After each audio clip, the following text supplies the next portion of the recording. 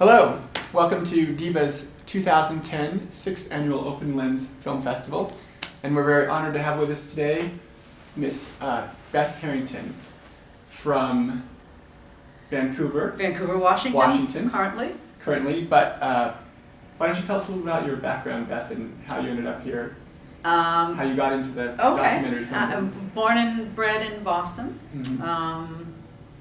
Got here because I fell in love with a volcano scientist. Mm. We have no volcanoes in Massachusetts, so there you go. We get a lot of people that are kind of Pacific Northwest, volcanic in personality. Yeah. And I got into filmmaking. I came from a very artsy family. I had my father's an artist and was in advertising, and my mother was an art teacher. So we were always kind of artsy. And then in high school, I started working as a volunteer at a radio station. And I was really into music and started to get really interested in media in general around that time. Mm-hmm. And then went to college at Syracuse University and became a communications major. So I was kind of going down that path, but I didn't actually get into documentary filmmaking seriously until I can ignore the bus. Yeah. Okay. We're going to have some filler music. Yeah.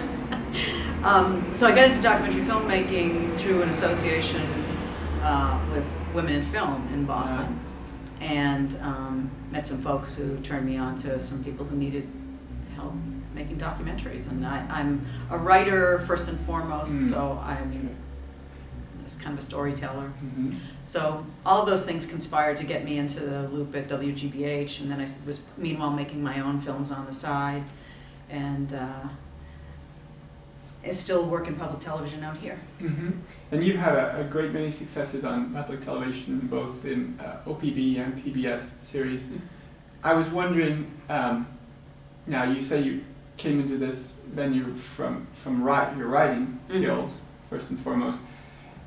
Is that a good way or one of the best ways to still get involved in PBS, OPB, or those kinds of programming with video and other media? Or are there other ways that you could suggest for people who are interested in working with public television? You know, I think it's a good question. I think I really honor good craftspeople, the artistry of a good camera person or a good sound person. I mean, good editors. You know, I really value those skills. I have attempted all those things myself, and I know the difference between what I can do and what a really talented craftsperson can do in those areas. I think in public television, without trying to romanticize it too much, that there's still a high premium placed on a high level of consciousness about content, a rigorousness about academic underpinnings still. I mean, it was based on educational principles. So I believe that's still very important to PBS in general and the individual stations specifically. So when you come into it like I did with a commitment to the story and the research, and then I ended up getting a degree in American Studies to sort of further bolster what I knew about communications, I wanted to say, yeah, but I know this stuff about American history and American culture. And so I think that's valued still, which I think is important.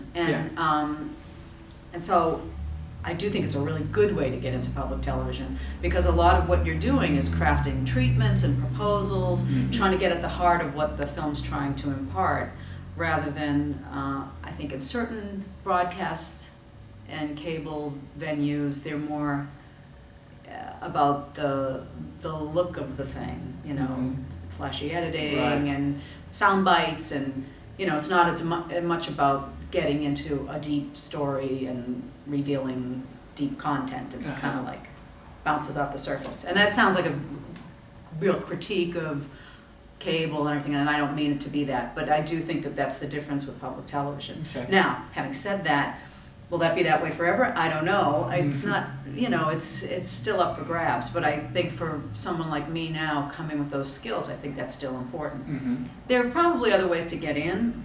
Certainly, I think it's useful to start making your own films with what you see on public television in mind, if you want to try to craft something that might fit their style. But I think that's true of all broadcasters Right. and cable people. If you want to get on there, you have to be thinking about what they're looking for.